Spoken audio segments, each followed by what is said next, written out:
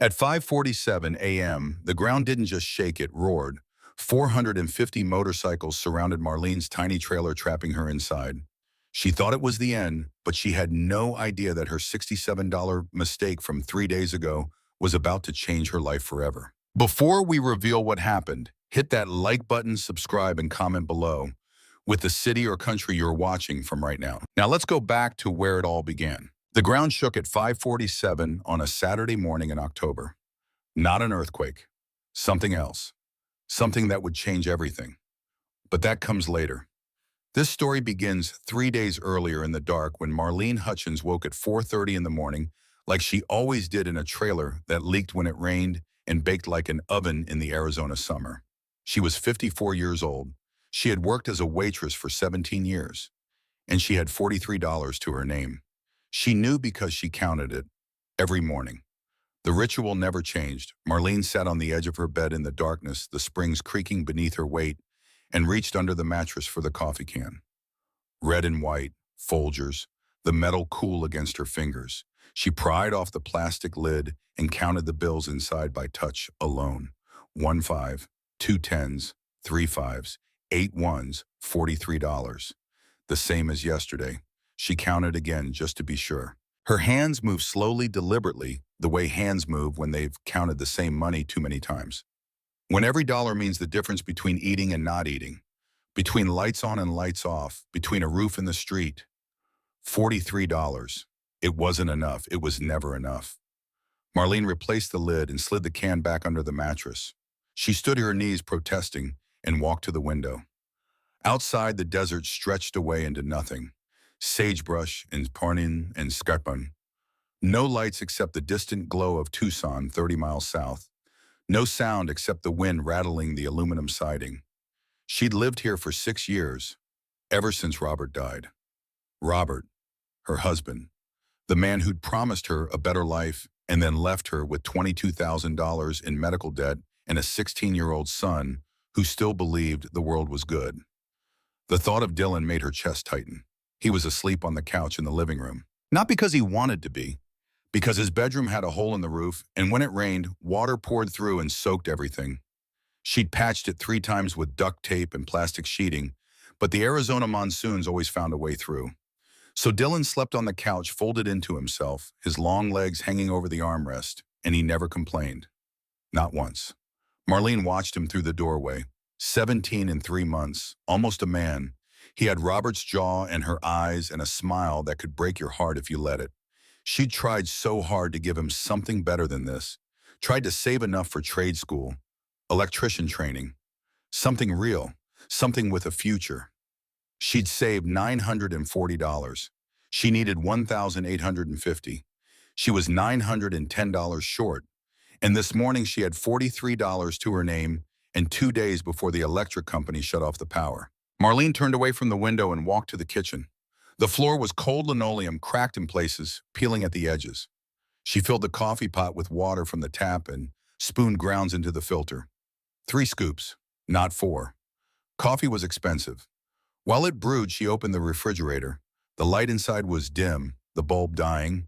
Half a loaf of bread, a jar of peanut butter nearly empty, 3 eggs, a stick of butter, a carton of milk with 2 days left before it expired. She took out 2 slices of bread and closed the door. The coffee finished brewing. She poured herself a cup, black, no sugar, and stood at the counter, drinking it while she made Dylan's breakfast. 1 slice of bread with peanut butter, the other slice plain. She wrapped them in a paper towel and set them on the counter next to his backpack. For herself, nothing. She wasn't hungry anyway. Marlene finished her coffee and rinsed the cup in the sink. She looked at the stack of envelopes on the kitchen table. Bills, always bills. The electric company's final notice sat on top, red letters screaming at her. 48 hours, $80, or the power goes off. She had $43. She picked up the notice and read it again, even though she'd memorized every word, as if reading it one more time might change the numbers, might make the math work out differently. It didn't. Marlene set the notice back on the table and walked to the bathroom. She brushed her teeth, washed her face, looked at herself in the mirror. 54 years old, and she looked older. Lines around her eyes, gray in her hair, a tiredness that went deeper than sleep could fix. Her grandmother had looked the same way. Helen, Helen Hutchins, a waitress just like Marlene, a woman who'd worked herself to the bone and died with nothing but a reputation for kindness in a funeral that nobody came to except family. Marlene remembered her grandmother's voice, soft, patient, the voice that had raised her after her mother left and her father drank himself to death. Feed the hungry Marley, always, no matter what. Her grandmother had lived by that rule, even when it cost her everything.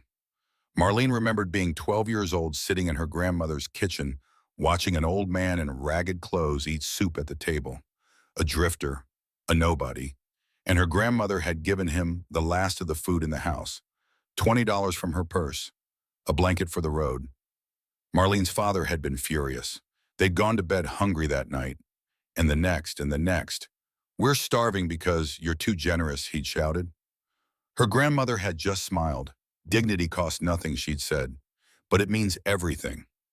Marlene wondered now if her grandmother had been wrong, if kindness was just another word for foolish, if dignity meant anything when you were drowning in debt and your lights were about to get shut off and your son was sleeping on a couch because the roof leaked. She turned away from the mirror. It was 5:15 in the morning. Time to go. Marlene walked back to the living room and stood over Dylan. He was asleep, his face peaceful, one arm thrown over his head. She wanted to wake him, wanted to tell him she loved him, wanted to promise him everything would be okay. But she didn't, because it wouldn't be okay. And lying to him wouldn't change that. Instead, she bent down and kissed his forehead so lightly he didn't stir, and then she straightened and walked to the door. Her car was parked outside, a 2004 Honda Civic with 200,000 miles on it and an engine that sounded like it was dying. She tried to start it yesterday, and it had coughed and sputtered and refused. The mechanic said it needed a new alternator. $300. She didn't have $300, so she walked 3 miles down the highway to the Dusty Plains Diner, where she'd worked the morning shift for the past 17 years. The sun wasn't up yet. The desert was still dark, the sky a deep purple fading to orange on the horizon. The air was cold, the kind of cold that burned your lungs when you breathed. Marlene walked along the shoulder of the road, her shoes crunching on gravel, and thought about nothing, about everything, about the bills on the table and the coffee can under the mattress and the way Dylan's face looked when he thought she wasn't watching. Tired, worried, older than 16. He knew. Of course he knew. Kids always knew. She walked faster. The diner appeared in the distance, a low, squat building with a flashing neon sign that said, Dusty Plains in red letters. Half the letters were burned out. It just said Dusty now. The parking lot was empty except for a single 18-wheeler and a beat-up motorcycle with out-of-state plates. Marlene pushed through the front door. The bell chimed. The smell of coffee and grease hit her like a wall. The diner was almost empty. A trucker sat at the counter staring into his phone. An older woman occupied a booth near the window picking at a plate of eggs. Behind the counter stood Vernon Briggs. Vernon was 48 years old and had inherited the diner from his father 10 years ago. He was a small man with small eyes and a mean mouth. He treated his employees like they were disposable because to him they were. Marlene had seen him fire 3 people in the past year. One mistake, one complaint, one moment of weakness, and you were gone. She kept her head down and tied on her apron. "Good morning," Vernon said. His voice was flat. He didn't look at her. "Good morning," Marlene replied. "You're late." She glanced at the clock. 5:28. Her shift started at 5:30. "No, sir," she said quietly. "I'm early." Vernon turned and looked at her. His eyes were cold. "Don't get smart with me, Marlene. I'm not in the mood." She didn't respond. She just nodded and walked to the coffee station and started a fresh pot. Her hands moved on autopilot. 17 years of the same routine. Tie the apron, start the coffee, wipe down the counter, check the tables, smile at the customers. Don't make waves, don't complain, don't give Vernon a reason. The other waitress, Rita Holloway, came out of the back room carrying a tray of clean mugs. Rita was 40 years old with bleached blonde hair and a sharp tongue. She'd worked at the diner for 8 years and hated every minute of it. She hated Vernon. She hated the customers. And most of all, she hated Marlene, though Marlene had never understood why. Rita set the tray down hard, Look who decided to show up, she said. Marlene ignored her. What? No hello? Rita smirked. Too good to talk to me now. I'm just trying to work, Rita, aren't we all? Rita muttered. She walked past Marlene, her shoulder bumping into Marlene's arm. It wasn't an accident. The door chimed again. The trucker left. The older woman paid and shuffled out. The diner was empty now, except for Marlene, Rita, and Vernon. Marlene poured herself a cup of coffee and stood behind the counter watching the sun rise through the windows. The desert turned gold. The sky lightened. Another day, another shift, another chance to scrape together a few more dollars and hope it was enough. It never was. At 5:45, the door opened again. 5 men walked in. Marlene looked up and felt something shift in the air. Something heavy. Something wrong. They were bikers. She could tell by the leather vests, the patches, the boots. But it wasn't the clothes that made her stomach tighten.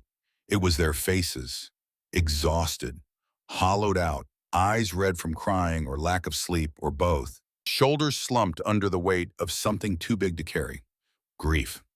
Marlene had seen that look before. At Robert's funeral. At her grandmother's. At her father's. Grief was a language all its own, and these men were fluent.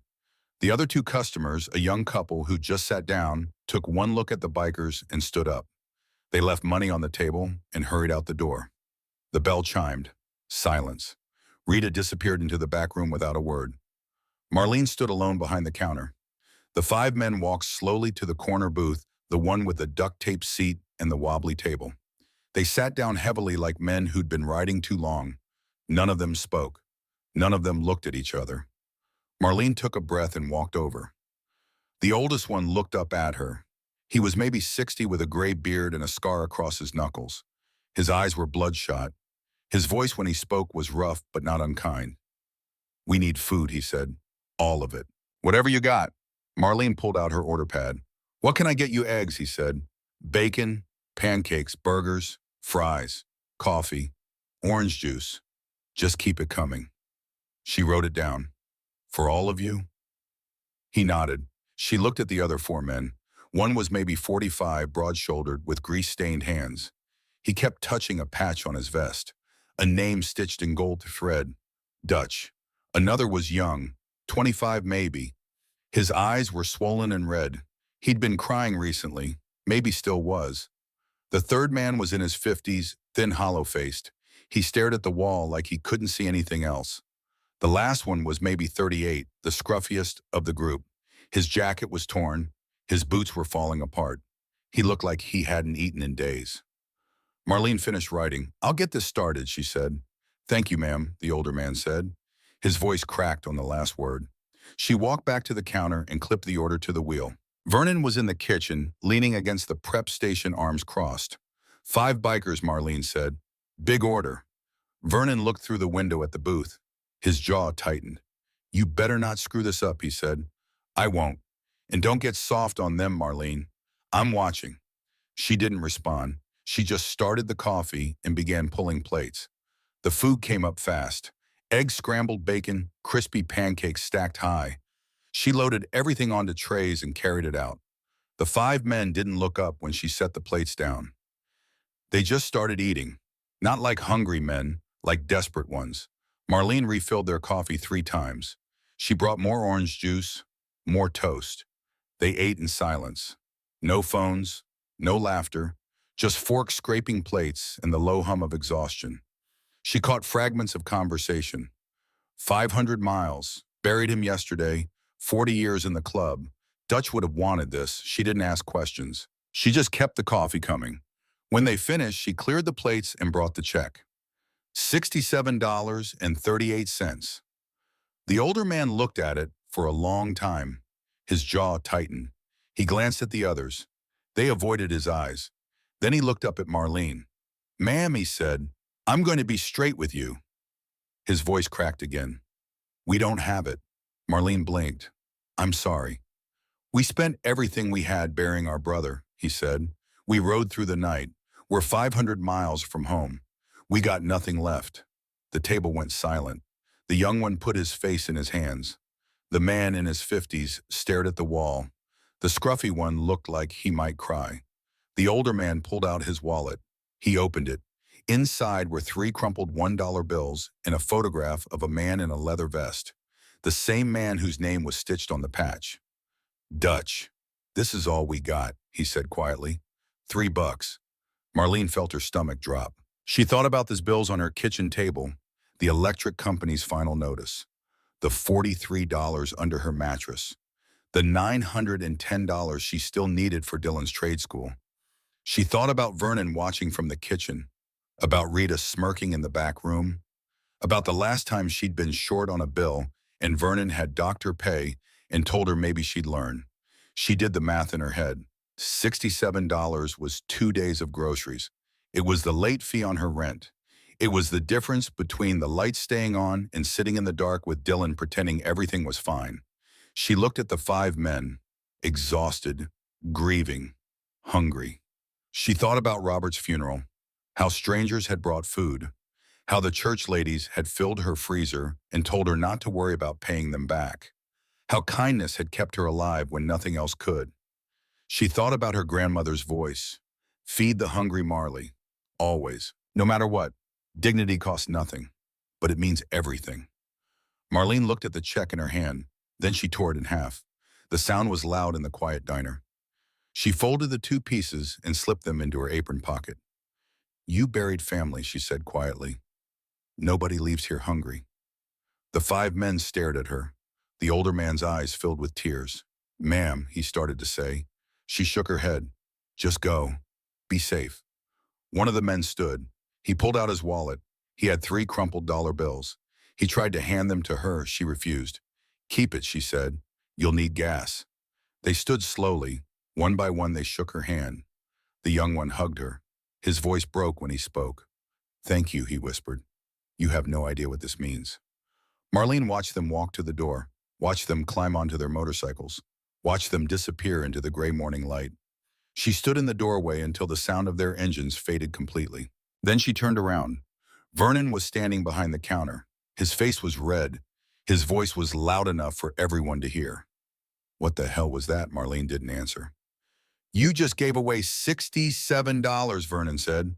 That's coming out of your check, Marlene, every cent. She nodded, I know.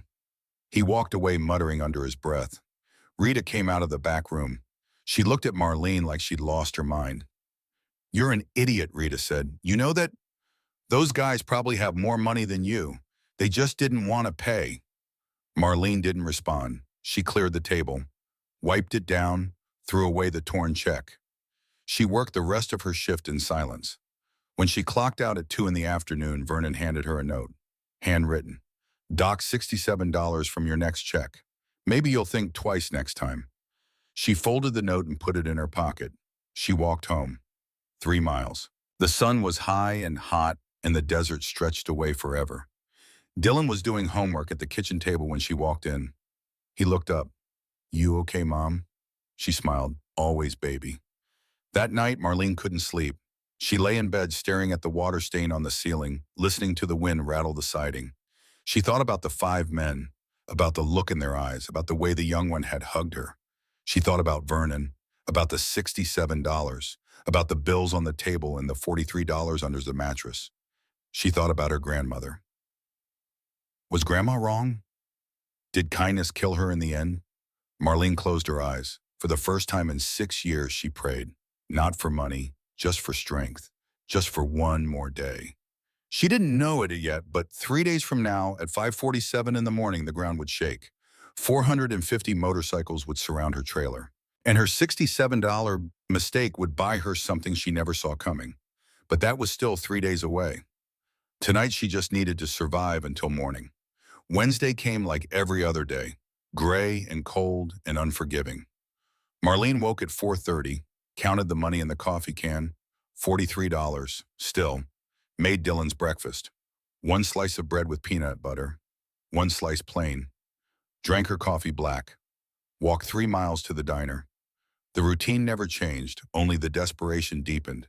The diner was dead, 4 customers all day, a trucker who left $2 on a $10 check, a woman who complained about everything and left nothing, 2 teenagers who split a single plate of fries and paid in coins. By 2 in the afternoon, Marlene had made $9 in tips. $9. Rita watched her count it at the end of the shift and laughed. That's what you get for being too generous, she said. You threw away 67 bucks for strangers. Now what's Dylan gonna eat? Marlene didn't answer. She just folded the bills and put them in her apron pocket. Vernon was in the back office when she clocked out. She could hear him on the phone laughing about something. The sound made her stomach turn. She walked home in the heat. The sun was brutal. By the time she reached the trailer, her shirt was soaked through with sweat. Dylan was on the couch hunched over his laptop. He closed it quickly when she walked in. Hey, Mom. Hey, baby. How was school? Fine. He was lying, she could always tell, but she didn't push. What was the point? Marlene dropped her apron on the counter and went to the kitchen table. The stack of envelopes sat there like a monument to failure. She picked up the one on top. Electric company. Final notice. 48 hours. She'd read it so many times the words had lost meaning. But the number hadn't changed. $80, due in 2 days, or the power goes off. She had $43 in the coffee can. $9 in her pocket. 52 total. She was $28 short. Her phone buzzed. A text message. Unknown number. Rent overdue. 48 hours or I file eviction. Her landlord, a man she'd never met who owned 40 trailers in this park and didn't care about anything except collecting checks on time. Marlene set the phone down. Her hands were shaking. Rent was $420. Due 5 days ago, she'd asked for an extension. He'd given her 1 week. That week was almost up. She did the math again even though she'd done it 100 times. Rent, $420. Electric, $80. Food, at least $60 for the next 2 weeks. Total, $560. She had $52. She was $508 short. The number sat in her chest like a stone. Marlene walked to the refrigerator and opened it. Half a loaf of bread. The peanut butter jar almost empty. 2 eggs. No milk. The butter was gone. She closed the door. Dylan was still on the couch pretending to watch something on his phone. But she could see the tension in his shoulders. The way he held himself too still. He knew. Of course he knew. You hungry? She asked. He shook his head. Nah, I'm good. Another lie. Marlene wanted to scream. Wanted to throw something. Wanted to grab him and tell him it wasn't supposed to be like this. She was supposed to take care of him. Supposed to give him a future. Supposed to be enough. But she wasn't. Instead, she smiled. Okay, baby. Let me know if you change your mind. She went to her room and closed the door. Then she sat on the bed and cried as quietly as she could. Thursday was worse. Marlene woke up and counted the money. $52. Made Dylan's breakfast. The peanut butter jar was empty now. She scraped the sides with a knife and got just enough for 1 slice. The other slice was plain. She didn't drink coffee. They were out. She walked to the diner. The sun was just coming up, turning the desert pink and gold. It was beautiful. She didn't notice. The diner was even deader than yesterday. 3 customers all morning. One left $1, one left 50 cents, one left nothing. By noon, Marlene had made $1.50. Rita didn't even bother mocking her this time. She just looked at her with something like pity, which was worse. At 2 o'clock, Vernon called her into the back office. He was sitting behind the desk, a stack of papers in front of him. He didn't look up when she walked in. Sit down, Marlene. She sat. Vernon finally looked at her. His face was blank. I've been going over the books, he said. You've been here a long time. 17 years, she said quietly. 17 years, Vernon nodded. That's a long time to work for minimum wage. She didn't respond. I'm making some changes, Vernon said. Cutting costs, streamlining operations.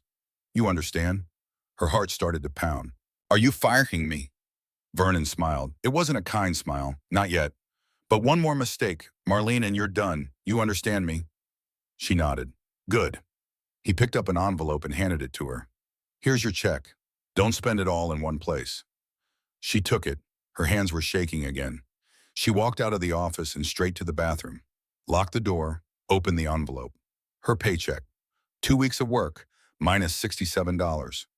Vernon had docked her pay, just like he'd promised. The check was for $103. Before taxes, after the taxes, it was $89. Marlene stared at the number.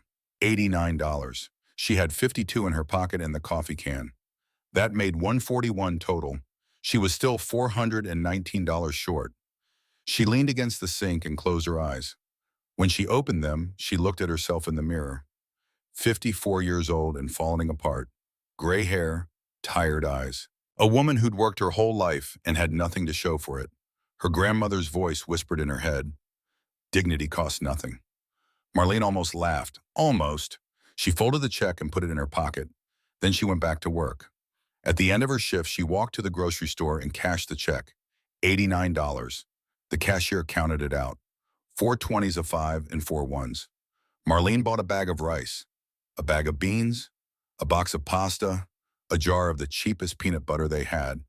Total, $19. She had $70 left. At the gas station, she counted out coins from her apron pocket and pumped $3 of them into the tank. Just enough to get home. She drove slowly. The car coughed and sputtered the whole way. Dylan was at the kitchen table when she walked in. He had his laptop open. He closed it quickly when he saw her. Marlene set the groceries on the counter. "Hey, baby." "Hey, Mom." She started putting things away. Rice in the cupboard, beans next to it, pasta, peanut butter. Dylan watched her. His face was careful. Too careful. "Mom," he said, "can I ask you something?" "Of course," he hesitated. "Are we going to be okay?" Marlene turned and looked at him. Her beautiful boy, Robert's son. The only good thing she had left in the world. She wanted to tell him the truth. Wanted to say, "No, we're not okay. We're drowning and I don't know how to save us." But she didn't. She smiled. "Always, baby. We're always okay." Dylan nodded, but she could see it in his eyes. He didn't believe her. That night, Marlene lay in bed and stared at the ceiling. The water stain had grown. It looked like a face now, a sad, dripping face. She thought about the 5 men, the bikers, the way they'd looked at her when she tore up the check. The young one's voice. "Thank you. You have no idea what this means." She wondered where they were now. Wondered if they'd made it home. Wondered if they even remembered her. Probably not. She was just a waitress. Nobody. A woman who'd made a stupid decision and was paying for it now. Marlene closed her eyes. She didn't pray this time. What was the point? But 500 miles away in a clubhouse in Nevada, something was happening that she didn't know about. Something that would change everything. Raymond Bledsoe sat at a scarred wooden table in the Hells Angels clubhouse outside Reno. It was Tuesday night, 8 o'clock. The place was packed. 50 men all wearing the same leather vests, all with the same patches. All brothers. The president sat at the head of the table.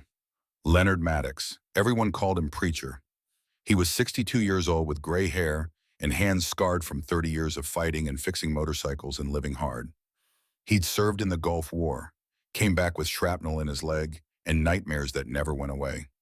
He'd found the club, found family, found a code that made sense when nothing else did. Razor stood up. The room went quiet. "I need to tell you something," Razor said.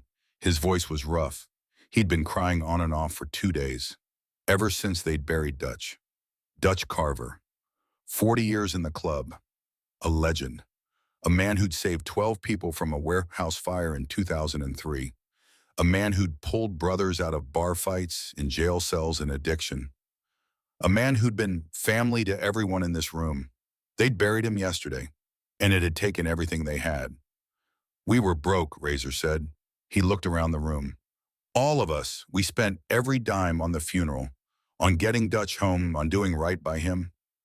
The room was silent. "We stopped at a diner outside Tucson. On the way back," Razor continued. "Me, Marcus, Wyatt, Jesse, Colt. We hadn't eaten in 2 days. We ordered food, a lot of it. And when the check came," he paused, his jaw tightened. "We didn't have it. $67. We had $3 between the 5 of us." Someone in the back of the room swore softly. The waitress, Razor said, "Older lady, maybe 55. She looked at us, and you know what she did?" He looked around the room. She tore up the check. Right in front of us. Said, "Nobody who buries family leaves hungry." The room erupted. Men talking over each other. "What? Who was she?" Where Preacher raised his hand. The room went silent again. Razor kept talking. Her boss saw. Docked to her pay, $67. She didn't argue, didn't complain, just took it. Wyatt stood up. He was 25. Dutch's son. He'd been quiet for 2 days. Now his voice was shaking. She didn't know us, Wyatt said. Didn't know who we were. Didn't know Dad. But she fed us anyway. She gave us dignity when we had nothing left. Tears ran down his face. And it cost her everything. Preacher looked at Razor. You get her name? Razor nodded. Marlene Hutchins. I saw it on her name tag. Preacher stood. He was a big man. 6'2", 230 pounds. When he spoke, his voice filled the room. What's our code, he asked. The room answered as one. We protect our own. This woman fed our brothers, Preacher said. She showed honor when the world sees us as dirt. She's family now. You understand me? She's our own. Silence, Val. So what do we do? Preacher asked. The answer came from everywhere at once. We protect her. Preacher nodded. He pulled out his phone and started making calls. Within an hour, he'd reached out to 11 other chapters. Arizona, California, New Mexico, Texas, Utah, Colorado, Oregon, Washington, Montana, Wyoming, Idaho. The same conversation every time. A waitress in Arizona fed 5 of our brothers when they were broke and grieving. Her boss punished her for it. We're riding to help her. You in every chapter said yes, not because they knew Marlene, because they knew the code. You show honor, you get honor back. By midnight, word had spread through the network like wildfire. Bikers from 12 states started pledging money. $50 here, $200 there, $500 from a chapter in Sacramento, $1,000 from a club in Phoenix. The reasons were all different. Dutch saved my daughter from that warehouse fire. I owe him everything. My mom was a waitress. She fed me on tips. I know what it's like. I've been there, broke, hungry. Someone helped me once. Time to pay it forward. By Thursday morning, the fund had grown to $18,000. By Thursday night, it was $32,000. By Friday morning, it was $38,400. Preacher sat in the clubhouse office looking at the numbers on his laptop. Razor stood beside him. 38 grand, Razor said. In 2 days. Preacher nodded. He looked up. You said she has a kid. Yeah, teenage son. And her boss docked her pay $67. Preacher's jaw tightened. He stood up and walked to the window. Outside, motorcycles lined the parking lot, brothers working on engines, cleaning chrome, talking, laughing, family. We ride Saturday, Preacher said. Dawn, I want 450 bikes. Razor blinked. 450, that's half the network. Preacher turned and looked at him. We're not just bringing money, we're bringing a message. You show kindness to our brothers, you get protected. By all of us, Razor smiled. I'll make the calls. Friday afternoon, Marlene walked into the diner and found an envelope taped to her locker. She stared at it. No name, no return address, just a plain white envelope. She looked around. Rita was nowhere in sight. Vernon was in the kitchen. Marlene pulled the envelope off the locker and opened it. Inside was $200 in cash. 20s. 10 of them. And a handwritten note. For the waitress who feeds strangers. You're not alone. Marlene's hands started to shake. Her vision blurred. She sat down hard on the bench and stared at the money. $200. Who? Why, Rita walked in. She saw the money. Her eyes went wide. What the hell is that? Where'd you get that? Marlene didn't answer. She folded the bills carefully and put them in her pocket. The note went in too. Rita stepped closer. Did someone give you money? Who? Marlene stood. Her legs felt weak. I don't know, she said quietly. You don't know? Rita laughed. People don't just hand out $200 for no reason, Marlene. I don't know, Marlene repeated. She tied on her apron and walked out to the floor. The shift passed in a blur. She kept touching the pocket where the money was, kept thinking about the note. You're not alone, but she was alone. She'd been alone for 6 years. At the end of the shift, Vernon handed her a piece of paper without looking at her. Here, he said. She looked at it. Her paycheck, for 1 week, $67 short, again. The check was for $41 after taxes. Marlene folded it and put it in her pocket next to the $200. She walked to the bank and cashed the check. $41. Then she went to the grocery store and bought more rice, more beans, a gallon of milk, some eggs. She stopped at the gas station and pumped $5 of gas. Then she drove home. Dylan was on the couch. His laptop was open. When he saw her, he closed it. But not before she saw what was on the screen. How to drop out of high school and work full-time.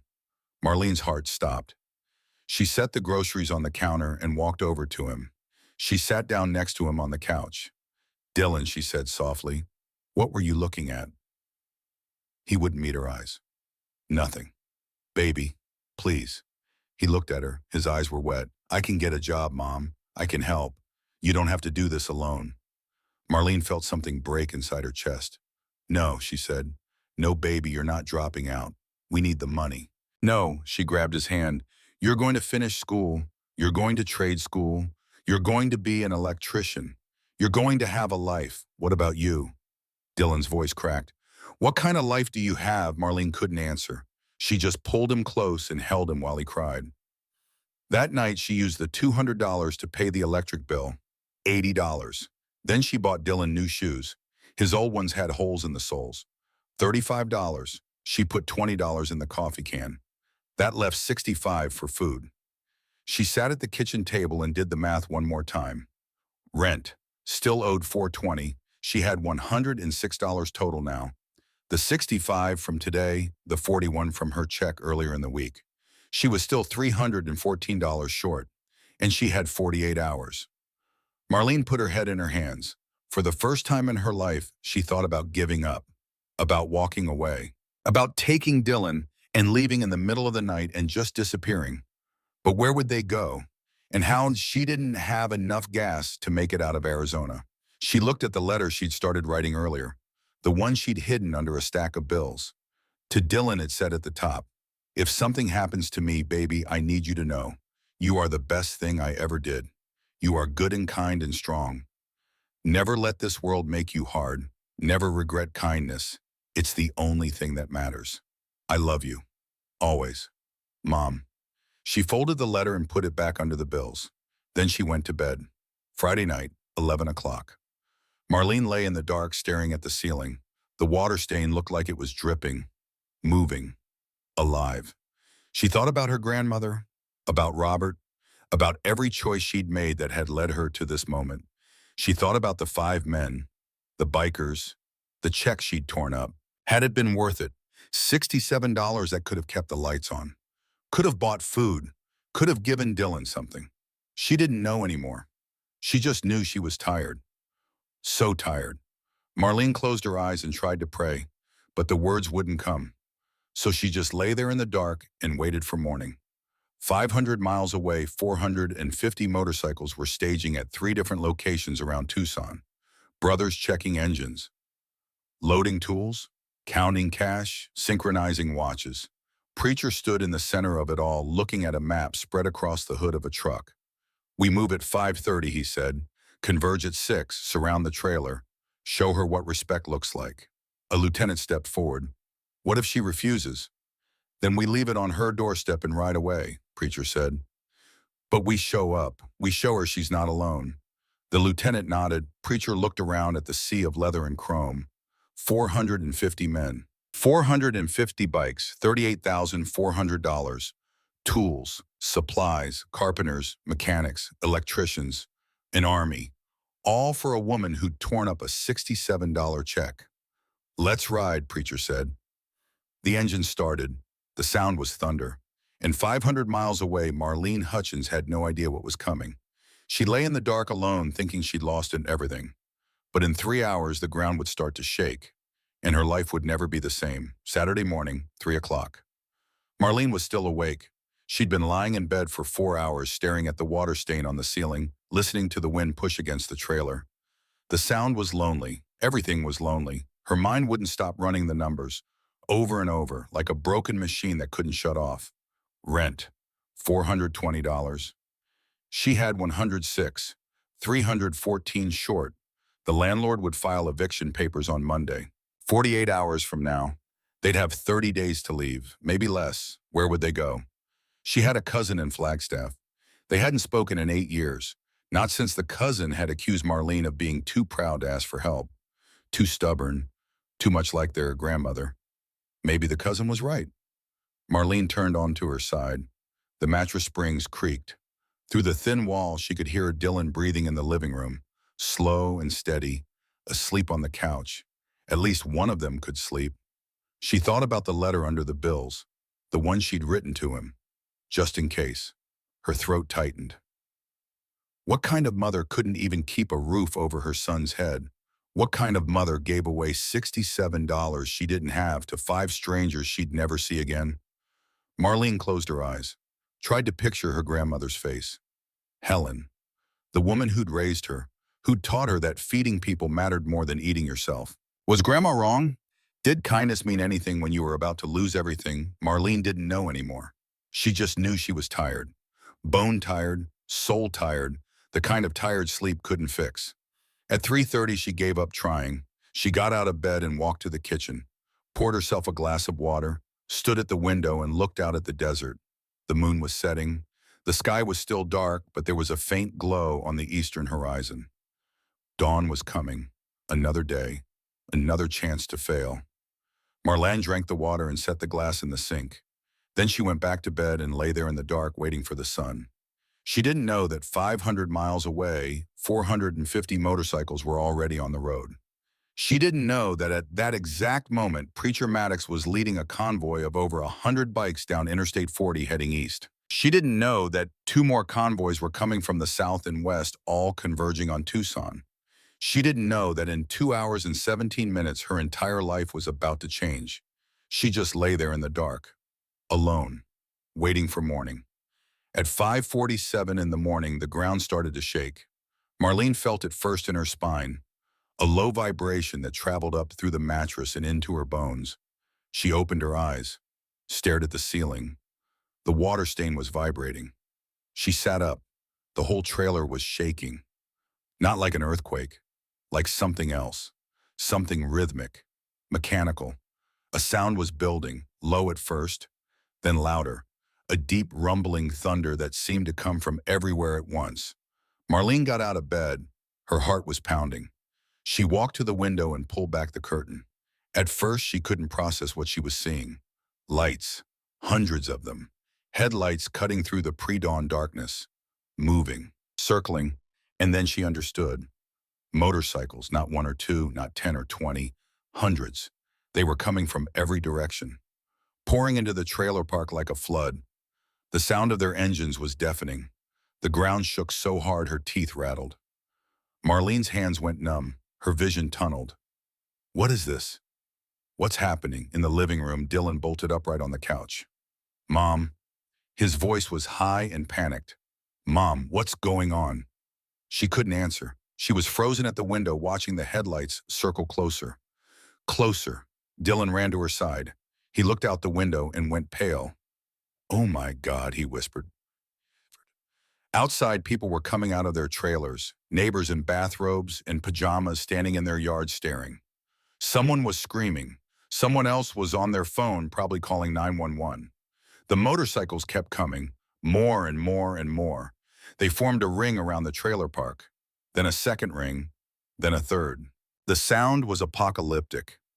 Marlene's mind raced. She thought about the 5 men, the bikers, the checks she'd torn up. Did I do something wrong? Did I insult them? Are they here to hurt me? Her chest tightened. She couldn't breathe. Dylan grabbed her arm. Mom, we need to go. We need to get out of here. But there was nowhere to go. The motorcycles surrounded them completely. And then all at once the engine stopped. The silence was worse than the noise. Marlene stood at the window, Dylan clutching her arm, and stared out at the scene. 450 motorcycles. 450 riders in leather vests. All sitting motionless. All facing her trailer. The sun was just starting to rise. The sky was turning from black to deep blue to pale orange. The light caught on chrome and leather and made everything look surreal. Like a dream. Like a nightmare. A man stepped off one of the bikes. He was tall, broad-shouldered, gray hair, a vest covered in patches. He raised his hand and every single rider stayed perfectly still. Then he started walking toward the trailer. Marlene's legs almost gave out. Dylan held her up. Mom, he whispered. Mom, please, let's go inside. Lock the door. But she couldn't move. The man stopped 10 feet from the porch. He looked at her through the window. His face was hard, but his eyes were kind. He spoke. His voice was deep and carried easily in the silence. Marlene Hutchins. She felt her knees buckle. He knew her name. Dylan's grip tightened. Mom. Marlene forced herself to move. She let go of the curtain, walked to the door. Her hands were shaking so badly she could barely turn the knob. She opened the door. The cold air hit her. She was barefoot, wearing sweatpants and an old t-shirt. Her hair was a mess. She looked like exactly what she was. A woman who'd been awake all night, terrified and exhausted, and at the end of everything. The man took one step closer, not threatening, just close enough to be heard without shouting. My name's Leonard Maddox, he said. People call me Preacher. I'm the president of the Hells Angels Nevada chapter. Marlene stared at him. Her mouth was dry. She couldn't speak. 3 days ago, Preacher continued, you fed 5 of my brothers. Raymond Bledsoe, Marcus Drummond, Wyatt Brennan, Jesse Whitlock, Colt Banner. The names hit her like punches. The 5 men, the bikers. Preacher kept talking. They just buried a brother, a man named Dutch Carver, 40 years in the club, a legend, a hero. They spent everything they had giving him a proper funeral. Everything. When they walked into your diner, they were broke, hungry, grieving. Marlene's vision blurred. Tears were coming, and she couldn't stop them. You didn't ask questions, Preacher said. You didn't judge them. You saw 5 men who'd buried family, and you made a choice. His voice softened. You tore up a $67 check. You fed them. You gave them dignity when they had nothing left. Marlene's hands were shaking. I didn't, she started. I couldn't let them leave hungry. I know, Preacher said. And your boss punished you for it. She nodded. Couldn't speak. We heard about it, Preacher said. All of us. Every chapter. Every state. And we decided something. He paused. You weren't going to face this alone. Marlene didn't understand. She shook her head. I don't. What Preacher turned and gestured to the sea of motorcycles behind him. We brought you something. And then, as if choreographed, the riders started moving. One by one they got off their bikes. One by one they walked toward her. Each one was holding an envelope. Marlene felt Dylan step up beside her, felt his hand slip into hers. The first rider reached the porch. He was maybe 50, scarred hands, kind eyes. He held out the envelope. From Nevada, he said, $4,200. Marlene couldn't move. Dylan reached out and took the envelope. The second rider stepped forward. A woman, mid-40s, tattoos up both arms. California chapter, she said. $6,800. Dutch saved my daughter from a fire 20 years ago. I never forgot. She pressed the envelope into Marlene's hands. The third rider, the fourth, the fifth, Arizona, $3,100. Texas, $2,900. From my mom. She was a waitress. $50. This is from our widow's fund, $1,200. The envelopes piled up. Marlene's arms were full. Dylan was crying. Neighbors were gathering at the edge of the circle, watching in stunned silence. And then Raymond Bledsoe stepped forward. Razor, the man from the diner, the one who'd looked at the check and said, we don't have it. He was holding something wrapped in plastic. Ma'am, he said. His voice was shaking. I'm sorry we scared you. We just wanted you to know you weren't forgotten. He unwrapped the plastic. Inside was a folded American flag, the kind they give to families at military funerals. Crisp, perfect, red and white and blue. Marlene stared at it, and then a young man stepped forward, 25. Red eyes, the one who'd hugged her in the diner. Wyatt Brennan. This was my father's flag, Wyatt said. His voice cracked. Dutch Carver, the man we buried. This flag covered his coffin. He was a Marine, a hero, and he taught me that honor means everything. Tears streamed down his face. You honored his memory by feeding us when we had nothing. He would have wanted you to have this. Wyatt held out the flag. Marlene took it with shaking hands. The fabric was soft and heavy and sacred. She clutched it to her chest and collapsed. Dylan caught her. Preacher stepped forward and steadied her other side. She was sobbing, great heaving sobs that came from somewhere so deep she didn't know it existed. All around her, 450 men and women stood in silence. Some had their hands over their hearts. Some were saluting. Some were crying too. Preacher waited until she could breathe again. Then he spoke. We also brought help, he said. We've got mechanics, carpenters, electricians. By the end of today, your car's going to run. Your roof's getting patched. Your steps are getting rebuilt. We're setting up a scholarship fund for Dylan. He paused. And we're making sure your boss pays back every cent he docked you. With interest. Marlene looked up at him. Her face was wet. Her voice was barely a whisper. Why Preacher smiled. It was a sad smile. A knowing smile. Because you showed us something we thought was dead, he said. You showed us that kindness still exists, that honor still matters. And when someone shows us honor, we protect them.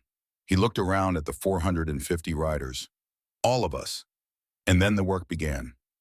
It was like watching a military operation. 20 men descended on Marlene's car. They jacked it up, pulled the battery, tested the alternator. Within 15 minutes, they diagnosed the problem. Within 30, they had the part.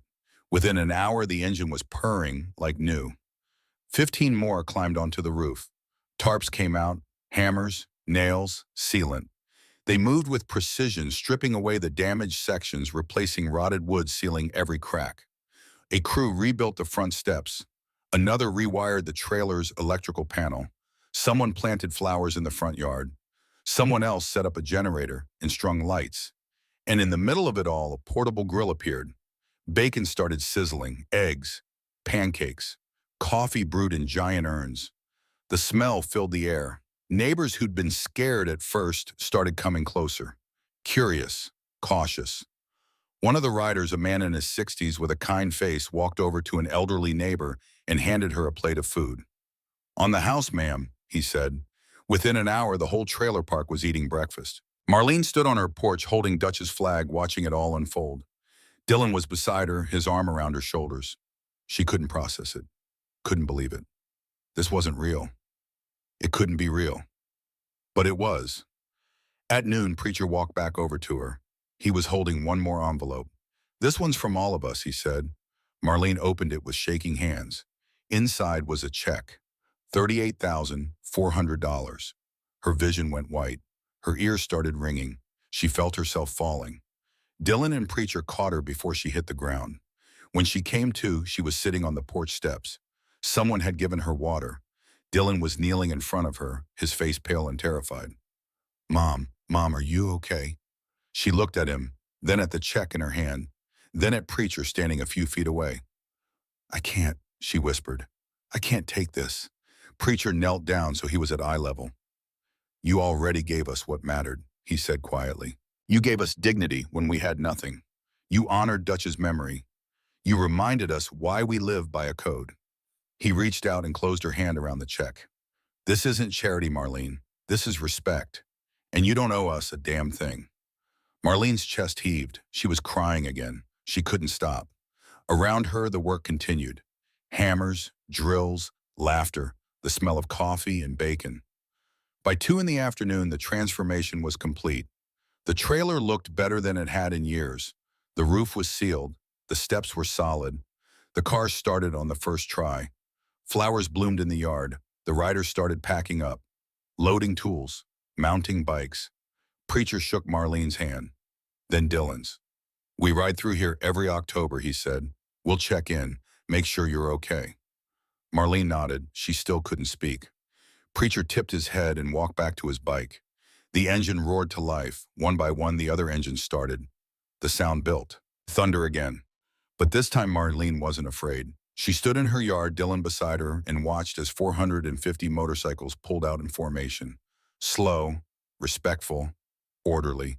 Some of the riders waved, some honked, some revved their engines. And then they were gone. The desert was quiet again. Marlene stood there for a long time, just breathing, just trying to believe it had really happened. Dylan finally spoke. Mom, he said. His voice was soft. What just happened? Marlene looked down at the check in her hand. $38,400. She looked at the flag, Dutch's flag, an American flag that had covered a hero's coffin. She looked at her trailer, fixed, clean, whole. I don't know, baby, she whispered. I think kindness came back. Dylan put his arm around her. They stood there together watching the sun move across the sky. For the first time in 6 years, Marlene felt something she'd almost forgotten. Hope. Monday morning, Marlene walked into the Dusty Plains diner. Vernon was behind the counter wiping down the coffee station. He looked up when she walked in. His face was neutral.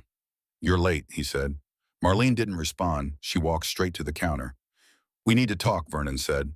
"About your attitude, about your work ethic, about..." The door opened. Preacher Maddox walked in. Behind him, 3 more riders. Raymond Bledsoe, Marcus Drummond, Wyatt Brennan. They walked to the counter and sat down. Calm, unhurried. Vernon went pale. His mouth opened, closed. Preacher looked at him, didn't smile, didn't blink. Coffee, Preacher said. Black.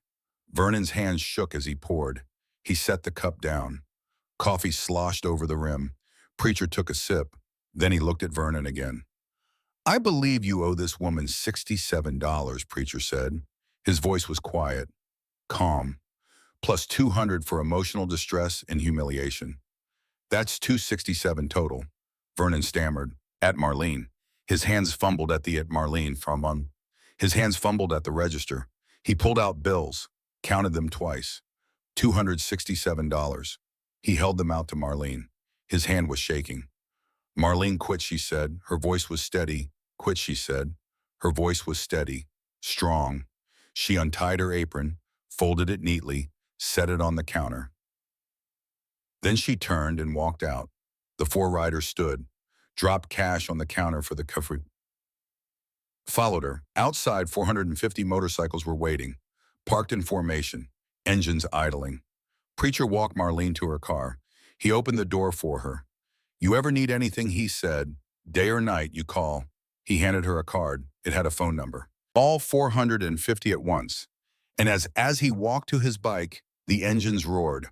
All 450 at once. And as Marlene pulled out of the parking lot in her newly fixed car, the motorcycles fell in behind her. An escort, a honor guard. They rode with her all the way to the highway. Then they peeled off one by one, heading back to their lives, their chapters, their families. But not before every single one of them saluted her as they passed. Marlene drove home with tears streaming down her face and $267 in her pocket and a check for $38,400 in her purse. She'd torn up a $67 check 3 days ago, and the world had torn up every rule she thought she knew. 1 year later, October, Saturday morning, Marlene stood in her yard cooking breakfast on a portable grill. Eggs, bacon, pancakes, coffee brewing in a big urn. The trailer looked different now. Fresh paint, new shutters, a small garden in the front, solar panels on the roof. Dylan stood beside her wearing a uniform from the trade school, electrician training. He'd graduated top of his class last month, already had 3 job offers. And down the road, the sound of engines. Marlene smiled, right on time. 450 motorcycles poured into the trailer park. The same formation, the same riders, an annual tradition. Preacher was first off his bike. He walked over and hugged Marlene. "How you doing, Marlene?" "Better than okay," she said. Thanks to you," Preacher corrected. "You started this. We just finished it." Wyatt came over next. He had a woman with him. Blonde hair, bright smile. "This is Sarah," he said, "my fiancée. Wanted her to meet the woman who changed everything." Marlene hugged them both. Raymond Bledsoe walked up. He looked different, healthier. His eyes were clear. 1 year sober today, he said. "Because you reminded me that good people still exist." Marlene's eyes filled. "I'm so proud of you, Raymond." The riders gathered around, plates in hand, eating breakfast, talking, laughing. And then Preacher called for quiet. He held up an envelope. "This year's scholarship fund for Dylan," he said. $15,000. Dylan's face went red. He looked at his mom. She nodded. "Go on, baby, take it." Dylan walked forward, shook Preacher's hand. The riders applauded. Marlene stood in the middle of it all, 450 people who'd been strangers a year ago, who were family now. She thought about her grandmother, about Robert, about every hard choice and every impossible day that had led her here. And she thought about 5 men walking into a diner broke and grieving, asking for food they couldn't pay for. She'd torn up a check, and the world had given her back everything. Dignity costs nothing, her grandmother used to say. But sometimes if you are lucky, it's worth everything. Marlene looked around at the faces, the bikes, the food, the laughter. She'd given away $67 she didn't have. And she'd gotten back a family of 450. The kind of family that shows up at dawn with tools and calm and respect. The kind of family that never forgets. The kind of family that proves beyond any doubt that kindness is never wasted. It just takes time to come home. And when it does, it comes on 450 motorcycles.